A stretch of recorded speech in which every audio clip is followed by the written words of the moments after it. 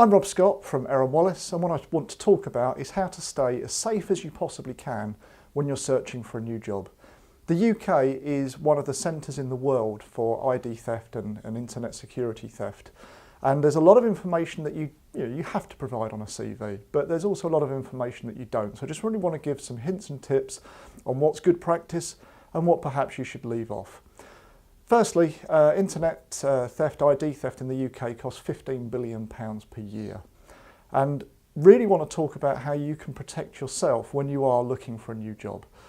First thing we did, and just to give some supporting evidence on this, we went onto a major job board, did some searching, and believe it or not, over 220 people in the last month had put both their NI number and their passport number on their CV, both of which at a CV stage is completely unnecessary. Check who you're sending your CV to. There is a great government resource called Get Information on Your Company. Just type it into Google. You can then do a search on any company so you know that either the recruitment agency or the company that you're sending your CV to is a legitimate set up legal entity. Thirdly, remember job board accessibility. Now, I'm not saying don't put your CV on a job board, not at all. But what you need to do is appreciate that a lot of people who you don't know will have access to your CV on that database. And to gain access to CV databases is relatively inexpensive, so I'm sure there are unscrupulous individuals doing just that. If you want to stay really safe, then there is the option to not use your real name. Let's just, for instance sake, say that your name is Stephen Bennett. You could put your name down as Stephen Bennett, and then when you're at the interview, explain the reasons of why you've done that. You certainly don't need to put your middle name on your CV.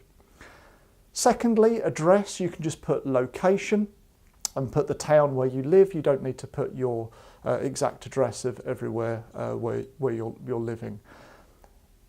What really isn't necessary is your parents' names and your children's names. A lot of people do put on their parentage, and a lot of people do put on the names and the ages of their children, and occasionally even the names and the dates of birth of their children. As these are things that are quite regularly used in passwords, it's completely unnecessary. As is primary school that you went to. It's really not relevant, and again, it's information that's quite often asked for a bank to validate who you are. And also your place of birth is not necessary to put on your CV.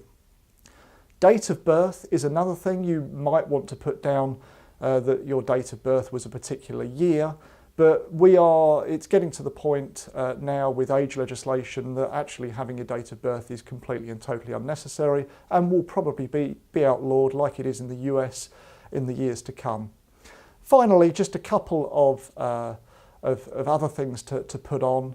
Remember that there are unscrupulous individuals out there. There are recruitment scams. The best one that I can highlight is that recruitment agencies, under the Conduct of Employment Agencies Act, they're not allowed to charge candidates for their job searching skills and expertise. Unless you're a model or a footballer or something like that, they cannot charge you any money. And one of the scams that happens, particularly at more senior levels, they'll advertise a very attractive role at a very high salary, and then they'll use your information to pitch you outplacement services. So just be aware that there are things out there. As always, when trying to protect your security online, just use common sense. Have a good run through your CV and make sure you're not giving away too much information. A CV that contains a national insurance number, a passport and an address and a date of birth is one piece of information away from identity theft. So just run through your CV, apply common sense and make sure that you're not giving away too much information. Hope this is useful. Thanks for watching.